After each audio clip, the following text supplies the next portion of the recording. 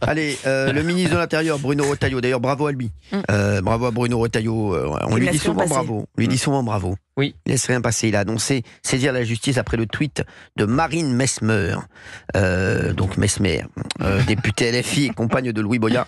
On préférait qu'elle soit comme Messmer, qu'elle fasse de la prestidigitation. Ouais. Non mais franchement, là, c'est incroyable. Écoutez son tweet. Ces gens-là n'ont pas été lynchés parce qu'ils étaient juifs, mais bien parce qu'ils étaient racistes et qu'ils soutenaient un génocide. Moi, je suis désolé. Excusez-moi, je suis désolé de vous dire ça. Moi, je veux bien entendre toutes les idées. Et vous avez vu, je suis le premier, mine de rien, à le faire avec des gens qui n'ont pas du tout les mêmes idées que moi dans mes émissions. Mais là, je trouve qu'on franchit encore un cap, le cap de l'indécence. Très clairement. Le cap de... ils sont extrêmement dangereux, ces gens. Extrêmement dangereux, parce qu'ils arrivent à tout. En fait, ils arrivent à nous dire oui, mais, à chaque fois. Chaque fois qu'il y a un drame, c'est leur oui, mais. Et c'est devenu insupportable. Ils sont extrêmement dangereux.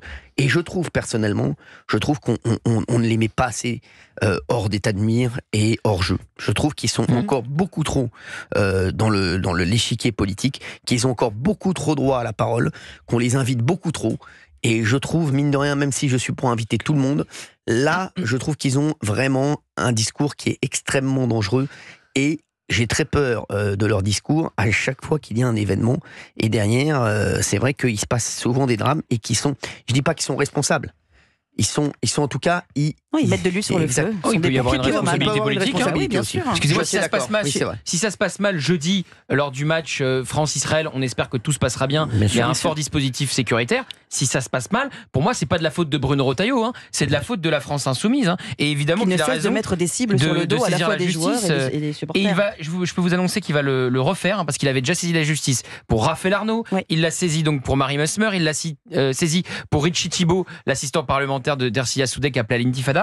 Et il va la saisir dans les prochaines heures pour Adrien Clouet, qui est un autre député LFI et qui a tweeté: le ministre de l'Intérieur et ses journalistes de préfecture sont des petites frappes fascistes, soutien à Marie Messmer. Il qualifie donc le ministre de l'Intérieur de petites frappes fascistes, ce député Adrien Clouet. Les mêmes qui appellent à l'intifada généralisée. D'autant plus que s'ils étaient... Et dès que vous dites quelque chose, on vous traite ils vous traitent de fasciste, c'est leur truc. De toute façon, font que ça. La France insoumise a décidé quelque chose, c'est y compris ses partenaires au sein de la NFP, s'ils ne sont pas France insoumise et s'ils ne sont pas alignés sur les théories la phraséologie mélenchonesque, si j'ose dire, eh bien tout le monde est fasciste, y compris les socialistes, y compris les Verts, quand ils ne sont pas d'accord. D'ailleurs, cette députée a un tweet de Fabien Roussel sur ce qui s'est passé à Amsterdam, et qui était un tweet extrêmement net et clair sur la dénonciation de ce qui s'est passé. Ses supporters ont été chassés et lynchés, non pas parce qu'ils étaient supporters israéliens, mais parce qu'ils étaient juifs. Après, bien évidemment, étant donné que ces personnes ne sont pas claires,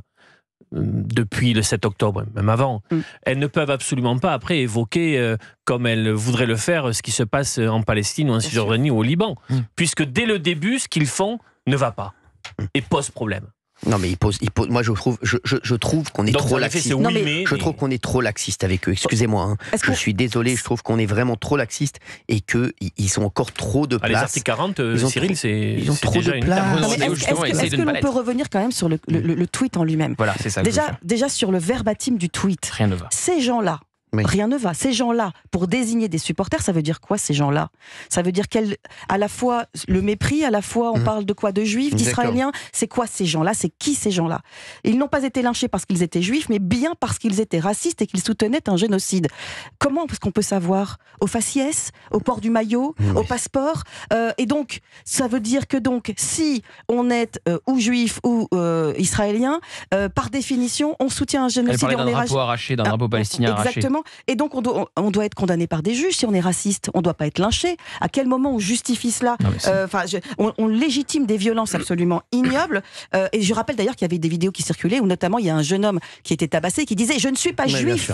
On va en parler dans un instant. 01 80 20 39 21. Réagissez sur Europe 1. Venez nous donner votre avis sur tous les sujets qu'on va aborder. Il y a Kylian Mbappé dont on va parler.